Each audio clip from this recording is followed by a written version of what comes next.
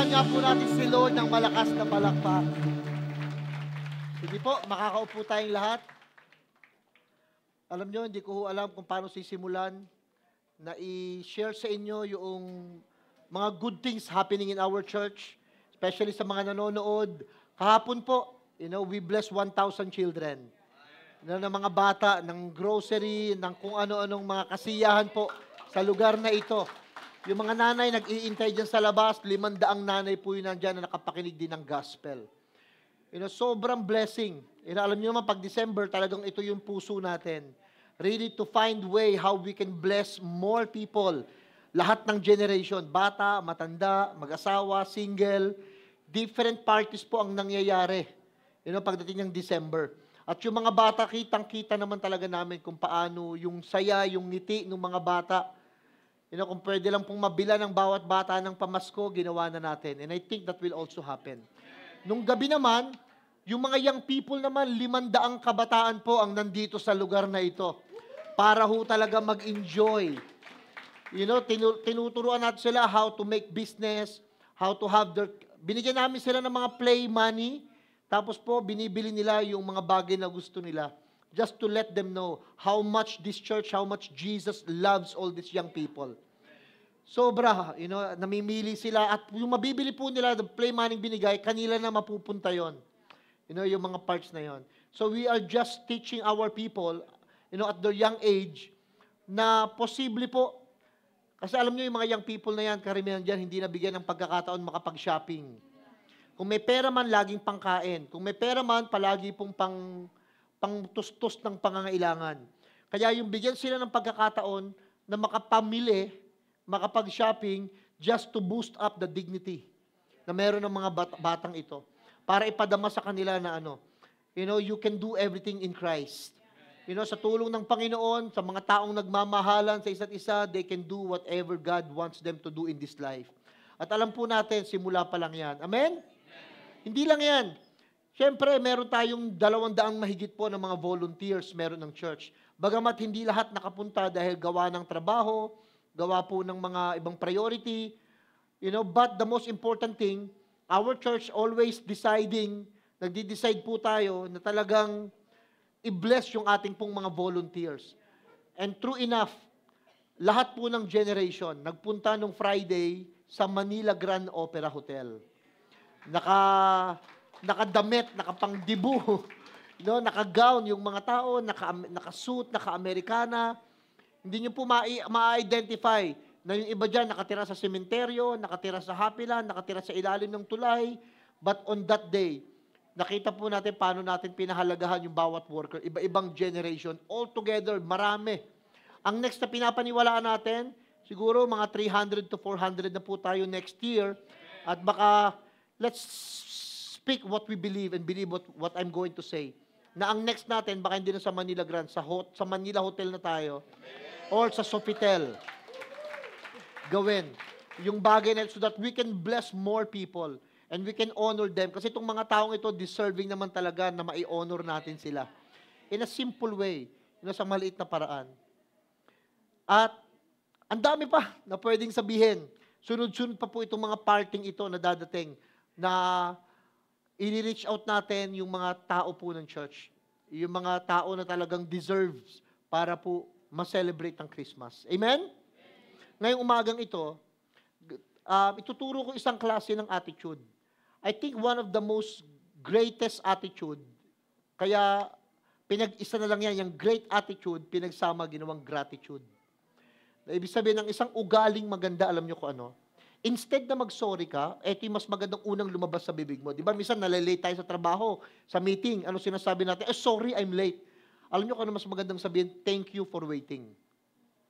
Imbis na sabihin mo palaging sorry, ang magandang sabihin, alam mo, salamat po sa pag-aantay ninyo. Salamat sa pag-intindi. Salamat sa pag-unawa. Salamat sa pagtanggap. And then, at saka mo baguhin yung sarili mo. Sorry becomes so meaningful pag una, thankful ka na may mga taong magpapatawad sa'yo. And I think, kung meron po tayong mensahe ngayon na gusto kong marinig ninyong lahat, yung ugali na, yung thank you na lang, instead na angal, yung maging mapagpasalamat, May babasahin akong verse muna bago ko sabihin yung title ng message natin. Sa Psalms 100, verse 2 hanggang verse 5. Sinulat ito ni David. Tapos, itinranslate sa The Message Bible. Sabi diyan, bring a gift of laughter. Yung palang tawa, ngiti, regalo na. Pansinin nyo, kahit bigyan ka ng iPhone 15, kung nakasumalmal yung mukha, parang susumbatan din sa yan. Pero yung nakangiting nagbibigay kahit balat ng candy, nakaka-touch, no? Yung naaalala ka, so yung ngiti pa lang na ibabato natin sa mga tao, regalo na po. So please, wag nyo simangutan yung katabi mo. Yung mga taong makakasalamuhan natin, just bring a smile on their face. Yung pong regalo na yan, yung pong ngiti, regalo na, kaya bring a gift of laughter. Sing yourselves into His presence. Instead na, minsan naglalaba-laba kayo, naghuhugas ng pinggan, nagtatrabaho, nananahi, kung ano man yung ginagawa nyo, iba pag kumakanta-kanta ka. Iba pag sumisipol-sipol ka, gumagaang yung mood, gumaganda yung pakiramdam. Kaya sa habang naglalaba ka, nagmunguy-nguy ka, nakakainto mga dalabaton. Lalo lang bumibigat yung pakiramdam, nawawasak mo pa yung damit. Imbis na magaang, punit-punit na yung damit, paano? Galit na galit ka. Yung mga pinggan, imbis na lumilinis, nagkakabasag-basag, ba't nagkakabungi-bungi? Why? Paano hirap na hirap ka? Complain ka habang ginagawa mo. So sabi diyan, sing yourselves into His presence. Daanin mo sa kanta habang mabigat yung trabaho. Sipol-sipol na lang. Tingnan yung susunod na verse. Know this. God is God. Ang Diyos daw ay Diyos. Siya, hindi tayo. God, si God daw, He made us, we didn't make Him. Tayo ang ginawa ng Diyos. Please, wag niyong gawin ng Diyos. Yung iba, sila ang bumubuhat sa Diyos. Sila ang naglilipat kung saan nila gustong ilagay ang Diyos. Sila ang nagdadamit sa hindi po God made us. We didn't make Him. Where His people, His well-tended sheep, ang ganda, no, sabi diyan, sheep has no weapon for itself. Alam niyo yung mga tupa, walang kukong mahabang pangkalmot, walang mga pangil na pangkagat. Ang tupa hindi mabilis, hindi malakas. May sungay man, pabaligtad pa, papunta sa kanya. Hindi rin siya smart. Ano lang meron ng tupa? Only shepherd. Kaya tayo kinumpara sa tupa, hindi sa aso. Aso kasi nangangagat eh. Tupa po maamo. Yung tupa walang panlaban. Ang meron lang pwedeng ipagtanggol ang tupa, meron siyang pastol na magbabantay sa kanya. Amen? Alam nyo, mahalaga sa atin, meron tayong pastol. Si Jesus Christ. That's why we are all sheep. Tignan yung susunod na verse. Enter with password. So kung nagtatanong kayo, Pastor, ano magandang password? Yan. Thank you. Thank you. Sabay-sabay nga po tayo sabihin natin, thank you. Sabi mo sa katabi mo, thank you talaga. Enter with the password, thank you. Look at this. Make yourselves at home. Talking praise. Thanking Him. Worship Him. Alam niyo, isang magandang attitude, whenever you go, whenever you are, however will be the turnout, ang pinakamagandang attitude, sige, salamat na lang. Nagulangan ka, naisahan ka, thank you Lord, at least buhay pa rin. Natanggal ka sa trabaho, at least buhay. Nasunog ang bahay, at least may buhay. Yung attitude na, kasi pag sinabing password, yan yung hindi malalaman ng lahat eh, pero pag alam mo yung password, nakakapasok ka. Pag alam mo yung password, naiintindihan mo na personal yon. Kaya sabi ni Lord, ang password, thank you, alam nyo, for you to enter into prophetic, for you to enter into the mysteries of God, ang isang attitude ng isang tao, thankfulness. Grateful siya. Mas maiintindihan mo yung mga mystery, yung mga bagay na tinatago ng Diyos sa karamihan. Alam mo, the Lord will not speak to you or cannot speak to you pag yung attitude mo palaging mapaghinala. Pag palaging mapagbintang, palaging mapaghanap. Pero pag ang attitude mo grateful, kayang-kaya kang kausapin ng Diyos. Pag grateful ang attitude natin. For God is sheer beauty, all generous in love, loyal always and ever. Alam niyo ang Panginoon, hindi lang sa napakabuti, napakaganda, napakagalante sa pagmamahal, sobra siyang loyal sa iyo. Amen. Si Katniel maghihiwalay pero si God at ang church hindi po. Why? Loyal si God. Loyal si God. Amen. Alam nyo, pag ang buhay mo, punong-puno ng pasalamat, ang tawag dyan, hindi thanksgiving, thanks living. Thanks living life. Yung buhay natin maging thanks living life. Araw-araw na lang. Lagi ka na lang naka-thank you. Konting kibot, ay thank you Hinugasan, nalaglag yung kutsara, inabot sa'yo, ay thank you Binigyan ka ng damit, extra large ka, binigay sa'yo small, ay thank you Yung kahit anong bigay sa'yo, thank you na lang. Hindi yung binigyan ka na, niregaluhan ka na, nakaangal pa. Diba nakita, diba may binigyan na Wala naman siyang, hindi naman siya nanghingi, hindi naman siya karapat-dapat, pero binigyan mo na Yung iba nga, bibigyan mo na ng regalo pagtingin. Ay, sardinas lang. Gusto pa yata, spam ang nandun. May angal, konting kibot. You know what? How to have this Thanksgiving life? If you will find Jesus in all areas. Finding Jesus in all areas, magiging maganda attitude mo. Yung bang thank you na lang lagi. Thank you na lang palagi.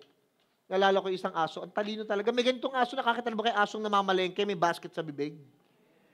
Yung dala-dala, utusan ng may-ari yung aso, may basket sa bibig. Tapos may mga notes, kukunin ngayon ng tindero, nakalagay doon, Kasim o pork chop? Pag sinabi ng tindero, Kasim ba? Hindi sasagot yung aso. Pork chop? Pork chop. 1 kilo, 2 kilo. 1 kilo? 2 kilo. 2 kilo. Abi, matalino tong ason to. Alam nyo, ginawa ng tindero. Kinulangan ng sukle. Tingnan ko kung gaano katalino to. Ito, hindi niya na matatahol yan Kinupitan ng 100 pesos, naglagay ng sukle. Maya-maya, pagkakuha niya ng 100 pesos, yung aso, sabi nung tindero, matalino talaga to. Sobra siyang bless. Alam mo, ginawa ng tindero, sinundan yung aso. Yung aso, pumunta sa pangalawang street, pumanik ng 3rd floor. Ang daming pintong nakakalito, yung aso, alam ko saan pupunta. Tapos tumayo doon sa pintuan, kumatok.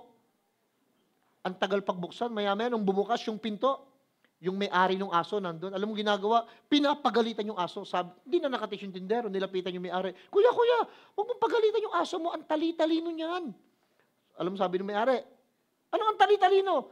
Ilang beses ko na sinasabing, huwag kakalimutan yung susi May mga tao talaga, grabe, hindi magpapasalamat. Hindi talaga grateful. Lahat ng bagay na mangyayari sa kanya, lagi siyang may nakikitang kulang, mali at wala. Binigyan mo ng trabaho, nakakapagod. Binigyan mo ng pera, kulang. Binigyan mo ng payong, butas daw. Kung lahat na lang may makikita siya na maisusumbat, makikitang mali. The easiest thing to do every day is to complain. Why happen? What you don't have? And why him? Alam niyo ang mangyayari? It will lead to 1,000 more questions that has no answer. Pag lagi kang nagtatanong, bakit siya? Bakit sila? May anak, kami wala. Bakit sila? May magandang trabaho, kami wala. Ba't may magandang buhay sila? Kami wala. But? Yung mga ganon. Laging questions, it will lead into 1,000 questions. Na wala namang sagot. Lalo ka lang magdududa, maiinis ka lang, mape-pressure ka lang. Why? Because you're always questioning. I'll read a verse in Luke 17:11-19. Ang ganda nitong kwentong ito. Sobrang ganda nito. Kaya sana mag-gets nyo kung anong ituturo sa atin ng Panginoon ngayon. It happened, he went to Jerusalem. Pagdaan niya sa gitna ng Samaria at Galilee, may isang lugar doon na nandun lahat ng mga may ketong. Nakaseparate talaga yan. Then as he entered a certain village, next verse, come on guys. Then as he entered a certain village, he met him 10 men who were lepers and stood afar off. Doon sa gitna, may 10 mga tao may ketong. Malayo, ba't malayo? Bawal lapitan, may ketong. May leprosy. Tapos, they lifted up their voices and said, Jesus, Master, have mercy on us. Sabay-sabay silang sumisigaw, Jesus, kaawaan mo kami. When he saw them, he said to them, pag nakakita na ng Panginoon, sabi ni Lord sa kanila, sige na, punta na kayo sa mga priest. Yung priest kasi, mga pare nung time na yon, ang pinakaparang general ng mga doktor. They are the one in charge, magdi-declare. Kung malinis na sila or hindi. Kung magaling na sila sa ketong o hindi. Ngayon, sabi nila, pakita niyo yung sarili niyo sa mga pare, sabi ni Lord. So it was, as they went, habang papunta pa lang sila, wala pa sila sa mga pare, habang naglalakad pa lang sila, as they went, yung mga ketong nilang napudpud na mga kamay, pudpud na mga ilong, unti-unting natuyo. Yung mamasamasang mga sugat na flesh, Nakita nila, natuyo yung mga sugat as they went. Eh di nung pagkakita nilang ganyan, naku, kanya-kanyang takbuhan na yan. Biro mo, ang tagal mong dinayakap ang asawa mo, di nakausap ang mga anak mo, di nakasama ang tropa, kaibigan. Nung makita mong gumaling ka na, kanya-kanyang karipasan ng takbo. Para mag-celebrate, para ipagmalaki yung nangyari sa kanila. Next verse. And one of them, 10 yan pero one of them, isa lang. One of them, when he saw that he was healed, tignan yung salitang yan, yung healed, returned with a loud, sumisigaw, voice, nagsisisigaw, glorifying God. Sobra nagpupuri, nagwawala sa sigaw. Next verse. Fell down on his face, napasubasub sa lupa, lumuhod kay Lord. Lord, thank you. Pasalamat siya ng pasalamat. And look at this, Samaritan yan, hindi Hudyo. He was a Samaritan, foreigner pa. Next verse.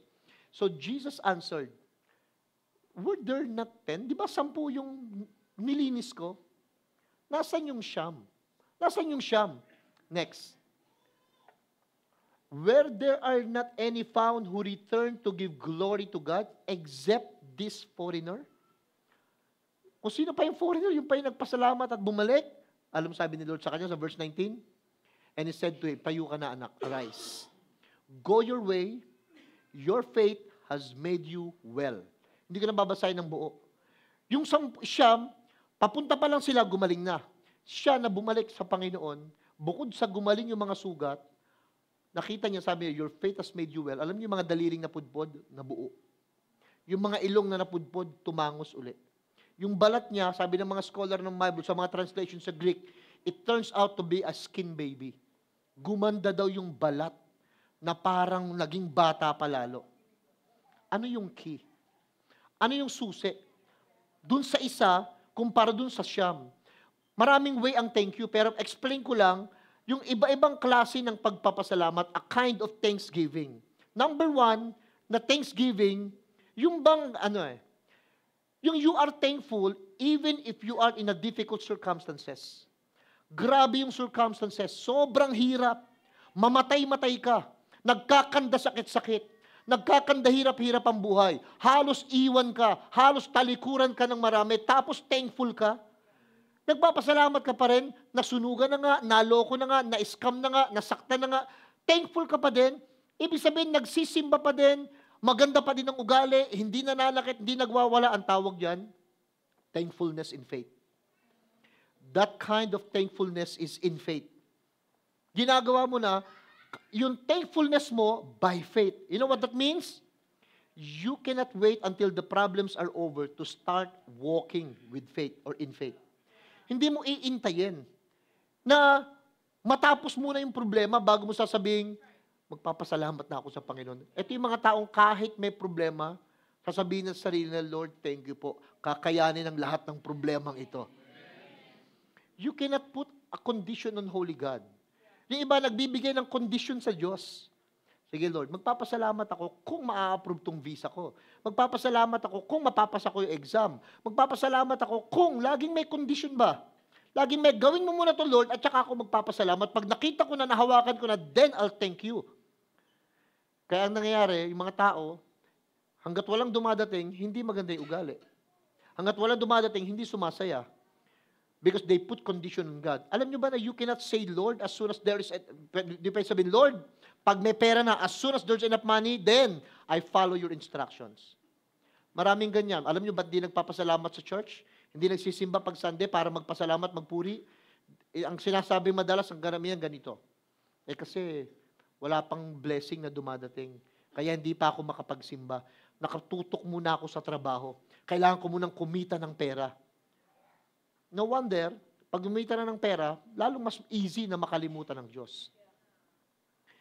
You cannot pray, Lord, if you just solve this issue in my family, I'll start to church. Hindi ka pwedeng mag-pray ng ganun eh. Nasasabi mo, Lord, ayusin mo muna yung family namin.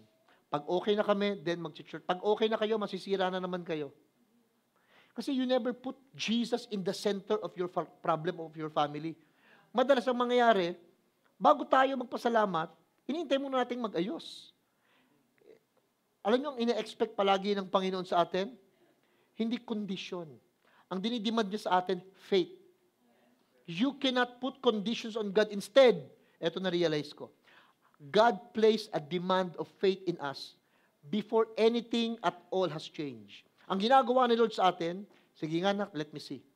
Can you believe, can you put your faith sa akin, kahit na halimbawa, nagsusuntukan yung left brain at right brain mo. Alam niyo yung leper, yung may ketong, yung emotional pain niya, mas worse yan sa ketong niya. Yung ketong niya sugat, yun lang mahapdi eh. Pero emotional pain, alam niyo, kahit gumaling yon, may mga tao mas matinding sakit sa emotions. Yung mga salita nga sinabi sa atin na masasakit, mas masakit yun kaysa rin sa mga hampas sa ng tao eh. Mas masakit yung mga tumalikod sa'yo. Mas masakit sa totoo lang yung salita. Yung pandidirihan ka ng mga tao, naranasan niyo bang pandirihan kayo ng tao? Pag naranasan yung pandirihan kayo, isa yun sa napakasakit. Mas masakit pa yun sa tumama yung alulod mo sa hagdanan. Iba yung sakit, Red, no? Dito, no? Nakita ko si Red kanina, talaga ang sigla-sigla niya eh. Tumama yung alulod sa hagdanan eh. Yung mukha ni Red, para kanya, gusto ko i-drawing, Red. Sabi ni Red, di ba lang ko yung tinatawag na iyak tawa? Yung maiiyak ka, matatawa ka. Sobrang sakit ng alulod. Mas masakit dyan yung emotional. Yung sinabihan ka ng masakit. Yung trinador ka lang sakit eh. Yung pinandidiriang iniiwasan ka, layuan niya yan. Huwag mong puntahan yan. Masakit.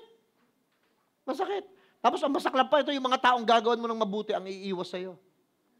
Emotional pain yun. Emotional. Etong may ketong na ito, sabi niya, yung ma-remove ka sa family, ma-remove ka from community, masakit. Pero alam niyo kung ano natututunan ko ngayon sa Thanksgiving by faith?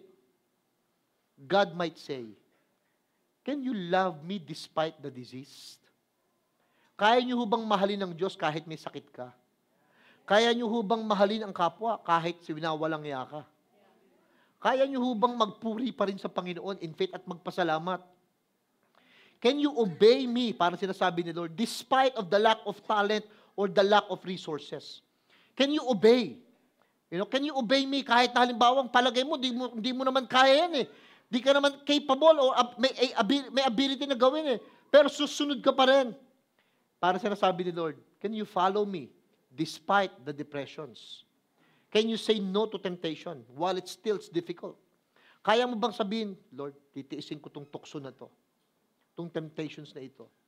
Lord, kahit na nag-a-anxiety ako, nagpapalpitate ako, I have sleepless night, kahit may depressions ako, Lord, I still, eto matindi, baka tinatanong sa atin ni Lord, can you praise me in the darkest night and in the worst circumstances? Kaya nyo bang purihin ang Panginoon kahit madilim na ang lahat? Kahit antindi na ng pag-aaway yung mag-asawa? Kahit di mo na halos maintindihan yung tao, kaya mo pa rin bang pumunta sa church at sabihin, Lord, I just want to thank you. Alam nyo, na-realize ko, ito ang nature ng God. This is the nature of God who loves us so much. Ang binibigay niya sa atin, opportunity to be thankful. Kung bakit ka nandun sa sitwasyong wala kang pera, binibigyan ka ng chance ni Lord. Ano yung pagkakataon mo na ito? Igagrab mo ba? Magiging mapagpasalamat ka ba? Kahit wala ka ng pera. Actually, ito yung definition ng faith. Ito yung definition niya. You cannot praise God only in good days or only in best circumstances days ng buhay natin. Pagka pasasalamatan mo lang siya, pag maganda yung nangyayari, then hindi na siya faith. Pero pag kaya mong pasalamatan si Lord, kahit nasasaktan ka, then you are thanking God by faith. Kapag papasalamatan mo lang siya, pag magandang nangyayari, ang tawag doon, business. Business arrangement. O sige, akin na yan. O ito yung bayad. Business yon. O kaya, bibigay ko sa ito, akin na yan. Si Lord, hindi makikipag-business sa atin. O sige, pag ginawa mo yan, gagawin ko ito. Si Lord, kahit nga hindi mo gawin minsan, ginagawa niya pa rin sa'yo. Hindi ka na tapat pa rin siya kasi si Lord, covenant, hindi business. Kasi si Lord, faith, hindi agreement. Ang agreement sa atin, Lord, alam niyo kung ano? The faith of Jesus Christ. Yung faith ni Lord, dun siya nakipag-agree. So ano, Jesus, What do you believe with all these people? Father, forgive them. What do you believe with all these people? Father, love them. Jesus, what do you believe with all these people? Father, accepted them. So God has faith in Jesus. At dun siya nakipag-agree. Kaya yung faith natin ngayon, sa Kanya dapat ma-fix natin. Ito yung pangalawa. Yung thankfulness, hindi lang by faith, pero yung thankfulness ka sa work of God's goodness, ang tawag dyan, a kind of thankfulness in worship. Worship, hindi na faith. Ay yung klaseng thanksgiving na napapa-worship ka na lang. Sabi ng Bible, sa Luke, one of the men came back to Jesus and praised God. He was thankful, and guess what? Grabe, he was public about it. He was loud. He wasn't shy at all. Hindi siya nahihiya. Hindi ko alam sa inyo, nakakahiya bang magpuri sa Panginoon o mas nakakahiya yung gumawa ng masama? Tinatanong ko po kayo. Ano mas nakakahiya? Magpuri o gumawa ng masama? Pero ba't yung iba parang nahihiya pa magpuri lang? No, parang mas nahihiya pang magpasalamat, magtaas ng kamay, umiyak sa Panginoon. Ba't nahihiya yung iba? Alam niyo itong may ketong na ito? Kung bakit gano'n na lang? Sabi ng Bible, nagsisisigaw siya. Sumisigaw siya pabalik kay Kristo para magpasalamat to a point na talagang napaluhod na siya sa worship. Why? Because for many years, ang sinisigaw niya, alam niyo kung ano, marumi ako, may ketong ako. Ang sinisigaw niya sa mga tao, layuan niyo ako, I am unclean. Tapos ngayon, ang isisigaw niya, pinagaling na ako. Hindi ka ba talaga magsisisigaw noon? After noon, ang sinisigaw mo, puro mga negative about yourself. Ngayon, ang isisigaw mo kung gaano kabuti ang Diyos sa buhay mo, hindi ka talaga mahihiya. Pwede ho ba, huwag niyong ikahiya ang kabutihan ng Diyos sa buhay niyo? Pag pinagaling kayo, huwag kayong mahiyang magpuri sa Panginoon. Pag inayos ng Lord ang buhay niyo, huwag kayong mahihiya na magpuri. When he came back, he fell at the feet of Jesus. And he was louder than normal person. Pag tinignan niyo ibang mga tao na normal, itong lalaking ito, nagsisisigaw. I mean, he is so bold para magpuri sa Panginoon. Ito yung pangatlo. Make sure your thankfulness leads to action. Leads to action. The kind of thankfulness, ang tawag yan, believing. So ito na yung mga thanksgiving natin. Number 1, by faith. Number 2, by worship. And then number 3, by believing. Naniniwala ho ba kayo na may mga tao magte-thank you sa iyo pero hindi naman naniniwala? Yung parang ganito, thank you ha. Di ba? Eh di thank you. Wala naman, pero ang thanksgiving na talagang filled with gratitude, alam nyo kung ano? May believing. May believing. Alam mo, itong taong ito, kahit binigyan lang ako nito, nakalagay, kasi iPhone, no? Pagbukas, vitamins. Yung bang na-scam ka, tuwan-tuwa ko, wow, iPhone, thank you, tito, ha? Pagbukas mo, excited ka ganyan, pagtingin mo, Revicon. Alam nyo, kung yung tao naniniwala doon sa sasabihin niya, kung optimist yan, magandang titignan niya, sasabihin niya ganito, Tito, alam mo, thank you pa rin. Kasi nakita ko, naniniwala ako, mas priority mo yung kalusugan ko. Next time, iPhone na, Tito, baka mahampas ko sa ito. Tito, thank you Thank you, Tito. Kasi naniniwala ako sa iyo na priority mo yung kalusugan ko. Yun yung thankfulness na may believing. Lord, ang ine-expect ko, above minimum. Ang ine-expect ko, supervisory. Ang ine-expect ko, sa Switzerland ako mapupunta. Ang ine-expect ko, hindi nangyari. Hindi nangyari. Alam mo, ang thankfulness na may believing, Lord, hindi man nangyari yung pinag-pray ko, pero binigyan mo ko ng iba, thank you pa rin, Lord. Naniniwala ko, for now, this is the best for me. Can you believe? Pwede bang tingnan nyo? Tingin po kayo sa akin.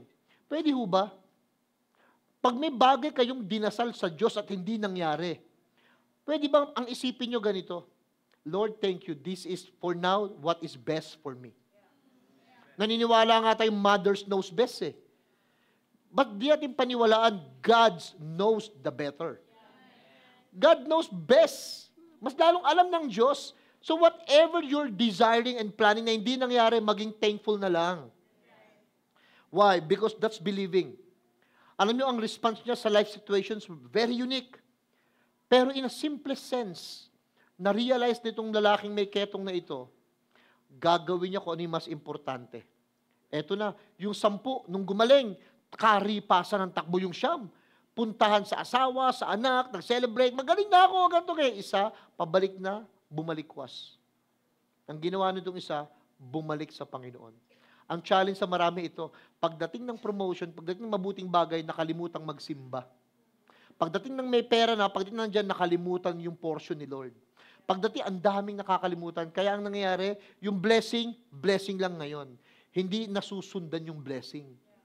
Dapat tuloy-tuloy sana eh. Dapat hindi lang yan makukuha mo eh. Kaya lang, you never turn your back para bumalik sa source. Inasahan mo yung resources. Pero hindi mo binalikan yung talagang source ng lahat. What happens sa isang taong ito, yung paniniwala niya ibang klase. Yung siyam, hindi na siya na-move ng majority. Yung siyam, kanya-kanya ng takbo, kanya-kanya ng buhay, kanya-kanya ng uwi, kanya-kanyang celebration. Pero yung isa na ito, bumalik para sabihin, Lord, thank you po. Thank you. At yung sincerity niya, by faith, by believing, by worship, napaluhod siya. Ito na yung resulta. Ang resulta ito, yung thankfulness niya became a lifestyle of wellness. Became a lifestyle of wellness. Lalim tayo ng konti. Babasahin ko yung verse sa inyo, titignan natin yung Greek word. Ano ang resulta nitong thanksgiving na ito? Sabi ng verse 15, one of them, when he saw, he was healed. O guhitan niyo yung healed. When he saw, he was healed. Yung salitang healed, mamaya mag-iiba yan. Magiging cleanse, magiging well. Diyan nakalagay, one of them, when he saw that he was healed, alam niyo yung salitang healed sa Greek? Hiyata. Hiyata. Ang Greek word ng healed, hiyata. Na ang ibig sabihin, actually, nung hiyata, to mend, to repair. Halimbawa, may broken bone na bali. Ang gagawin daw, lalagyan ng cast, i-repair. So yung word dyan na healed, na hiyata, i-repair. I-repair. Tapos yung verse, verse 17, nakalagay naman dyan, cleanse. Cleanse. Jesus answered and said, were there not 10 cleansed? Nagbago, hindi na healed, di ba? Were there not 10 cleansed? Where are the 9? Nasaan yung siyam? Nasaan daw yung siyam? Tapos dyan, yung word na cleanse, alam niyo kung ano yung word na cleanse? Katarizo. Katarizo. The Greek word niyan, katarizo. Nang ibig sabihin ng salitang katarizo, dyan galing yung salitang katitir. Katitir. Alam niyo yung kinakatitir? Yun yung kapag nililinis, tinatanggal yung mga impurities. Nilalagay sa mga ari yan, pinapasok. Para pag hindi ka makaihi, para ilalabas niya yung madudumi. Yung mga toxic sa katawan. Ang word na katitir, galing sa word na katarizo. Yun pala ibig sabihin na, there were 10 cleansed, diba? Bakit siyam, isa lang bumalik na wala yung siyam? Yung word na cleanse, ibig sabihin, to remove impurities. Tingnan nyo naman yung verse 19. Sabi ng verse 19, Jesus said to this very thankful man, arise, go your way, your faith has made you well. Yung word na well, alam nyo kung ano sa Greek? Sozo. Sozo. Nang ibig sabihin ng sozo, ganito. Halimbawa, yung mga seaman, yung mga mangingisda na may malalaking barko, binagyo sila, biglang muntik ng lumubog. Alam nyo sinasabi ng bibig nila, pag muntik ng lumubog, nakaligtas sila, sozo. Ibig sabihin, we are well, safe and sound. Sozo, niligtas sa matinding panganib. Yung mga sailor na muntik ng ikamatay nila, ang sasabihin nila, sozo. O tingin kayo kay pastor. Alam niyo kung ano nangyari sa isang bumalik? Nangyari itong katarizo, hiyata, at sozo. Ano nangyari? Ang tao pala pag bumabalik, ibig sabihin, nililigtas ng Panginoon sa lahat ng uri ng karumihan at sakit at karamdaman.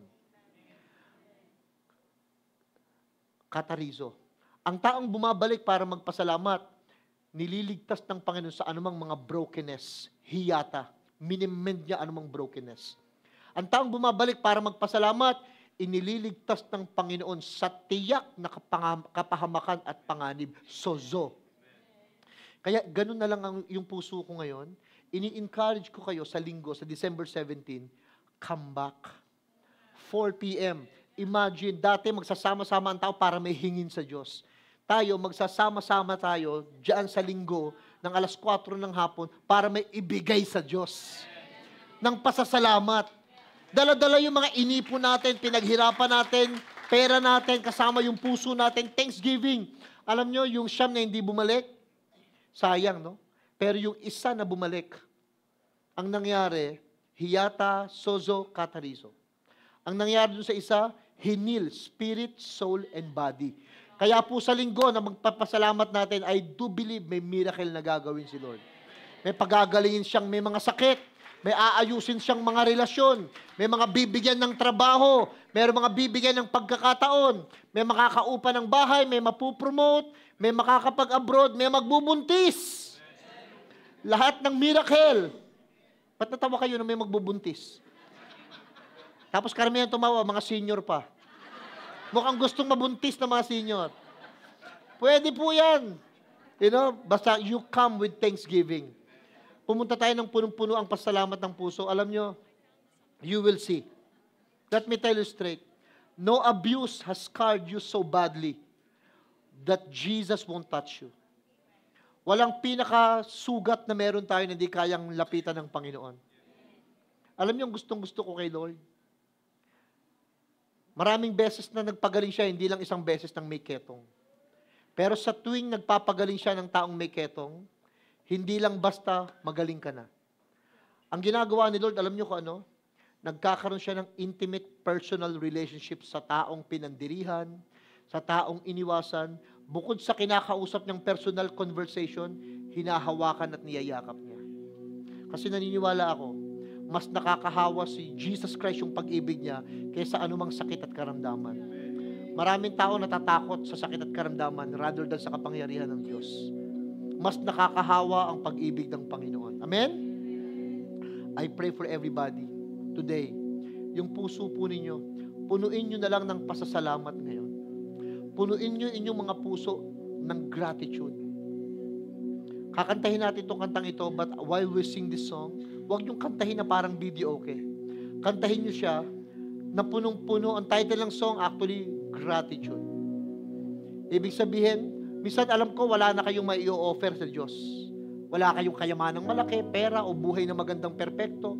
Pero alam nyo, i-offer natin, bagamat hindi magpifit sa King, hindi parang di karapat-dapat, your life, your heart, your thanksgiving. Tayo tayong lahat. Awitin natin itong kantang ito. Kahit wala na tayong halos masabi, pasalamatan natin ang Diyos sa kung anong meron kayo ngayon. Dahil naniniwala po ako, the Lord will gonna bless you today. The Lord will bless you today.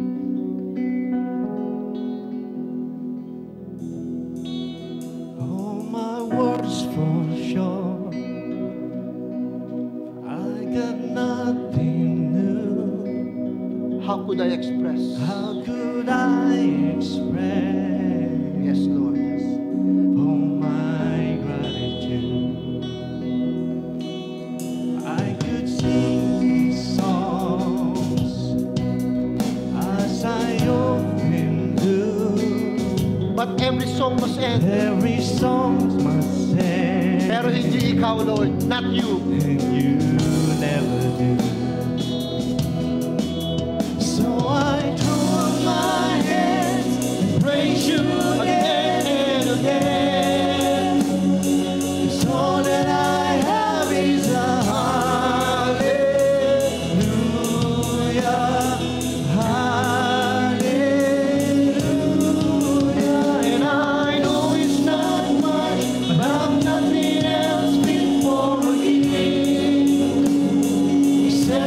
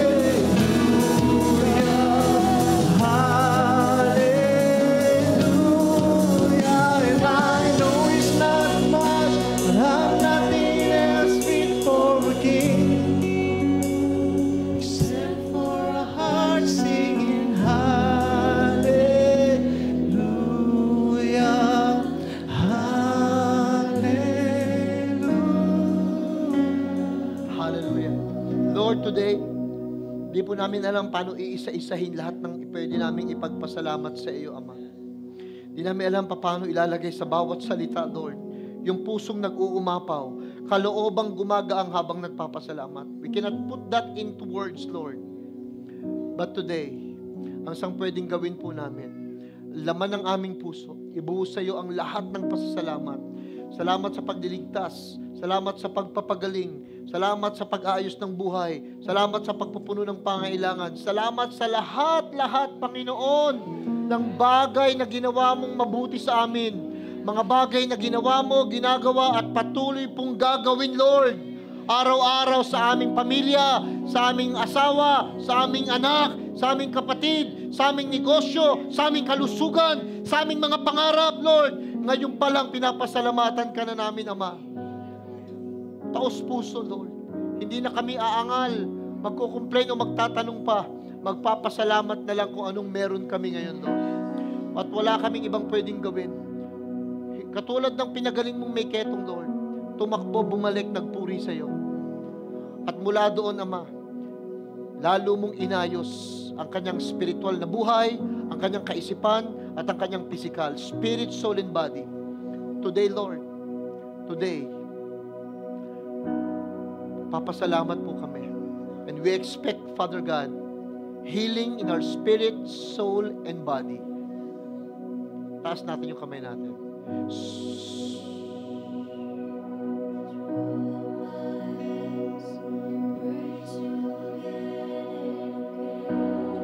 Yes, Lord. Nakataas ang aming kamay ngayon. Hallelujah. Bagamat tila kulang, but I know, Lord, you're accepting it wholeheartedly. I know it's not much. I'm nothing else fit for a king, We just want to thank you, Lord. except for a heart singing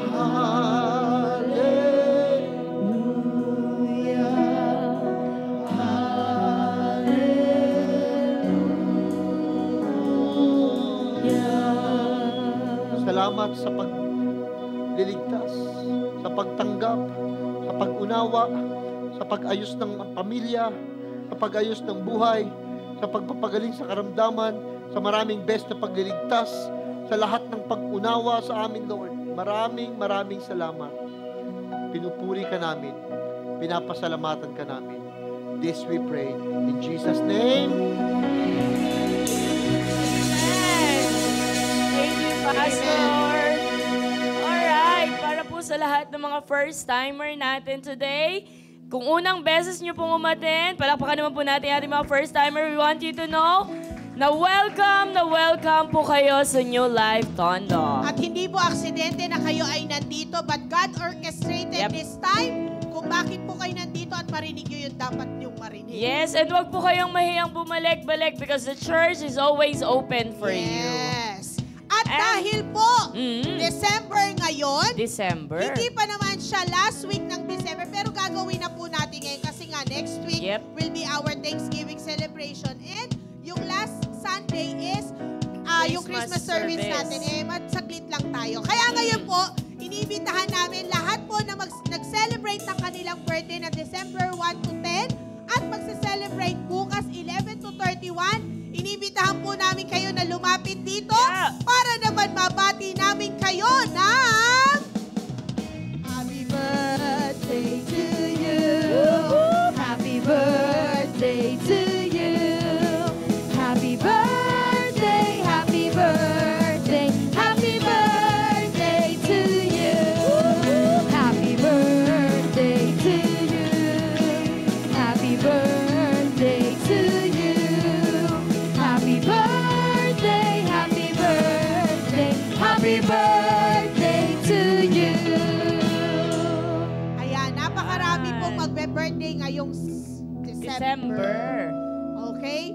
So, bukod po sa mga lobo at mga cupcakes na inyong matatanggap, meron din po kayong matatanggap na napakalaking regalo ngayong araw na ito. Gaano kalaki? Ganito kalaki siya. Kaya tinatawagan ko si Pastor Edwin para po sa prayer. Praise God. Taas po natin ating kamay sa mga kapatid natin magdideklara tayo ng pagpapala at mga kabutihan ng Panginoon. Lord, salamat po, Panginoon, sa amin pong mga kapatid na naririto, nagdiwang ng kanilang kaarawan at magdidiwang pa ng kaarawan, Panginoon. Continue to bless them, Panginoon, spirit, soul, and body, Lord. Yes. Salamat sa panibagong taon, Panginoon, na binigay mo sa kanila at magiging fruitful ito, Panginoon. Magiging mas masaya ito, Panginoon. Magiging pinagpala ito, Panginoon. Even yung kanilang pananampalataya, Lord, lalo mong patatatagin. At makikita nila at mararanasan nila, Panginoon, kung gaano ka kabuti sa kanilang buhay. Salamat sa mga surprises mo pa sa kanila, sa buhay nila, sa family nila, Lord. We speak good health, Panginoon, sa kanilang body. Yes. Maraming salamat po sa kabutihan mo. Salamat po sa taon na binigay mo sa kanila at sa marami pang taon na bibigay mo sa kanila. Panginoon, lalo nilang mararanasan, Panginoon, kung gaano ka kabuti at kung gaano ka nagmamahal